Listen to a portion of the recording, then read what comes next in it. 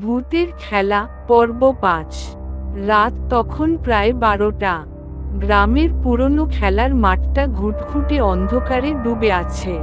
কয়েক বছর আগেও সেখানে সন্ধ্যায় শিশু কিশোরদের খেলার চিৎকারে মুখর থাকত পরিবেশ, কিন্তু হঠাৎ একদিন খেলার সময় রহস্যজনকভাবে হারিয়ে যায় তিনজন কিশোর, সোহান, রাজু আর ইমন। সেই ঘটনার পর থেকেই মাঠটা যেন অভিশপ্ত হয়ে ওঠে। কেউ আর সেখানে পা রাখে না। কিন্তু উৎসুক তরুণ সজল ও তার ৩ বন্ধু, তনু, বকুল আর রাসেল, সেই পুরনো গোপন রহস্য জানার আগ্রহে এক রাতে মাঠে যাওয়ার সিদ্ধান্ত নেয়। তাদের সাথে ছিল একটি মোবাইল ক্যামেরা, টর্চলাইট আর সাহসের ভান। মাঠে পৌঁছানোর পর প্রথম কিছুক্ষণ কিছুই অস্বাভাবিক মনে হয়নি। চারপাশের নীরবতা ছাড়া আর কিছুই ছিল না। তারা খেলার মতো কিছু দৃশ্য ক্যামেরায় ধরার জন্য প্রস্তুত হচ্ছিল। হঠাৎ টর্চের আলো পড়ে মাঠের মাঝখানে রাখা একটি পুরনো ফুটবলটির ওপর। কেউ সেখানে বল রাখেনি। সজল বলটা হাতে নিতেই শুনতে পেল এক শিশুর কণ্ঠ, "আমার বলটা দিও না।" চারজন সবাই থমকে গেল।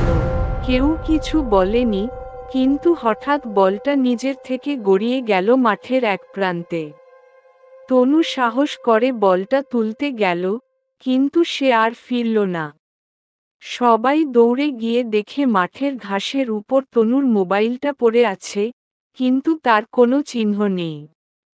রাসেল তখন মোবাইল ক্যামেরা দিয়ে চারপাশ রেকর্ড করছিল। ভিডিওতে হঠাৎ দেখা গেল মাঠের এক কোণে কুয়াশার ভেতর ৩টা ছায়ামূর্তি, যা দেখতে একদম সেই হারিয়ে যাওয়া ৩ কিশোরের মতো।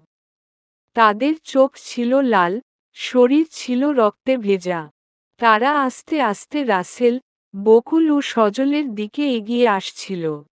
ভয়ে রাসেল ছুটে পালাতে গিয়ে পড়ে যায়। হঠাৎ একটা হাত তার পা চেপে ধরে, আরেকটা ছায়া মূর্তি গলায় ফিসফিস করে বলে, "তোমরা খেলাটা শেষ করনি।" রাসেল আর কোনোদিন বাড়ি ফিরে যায়নি।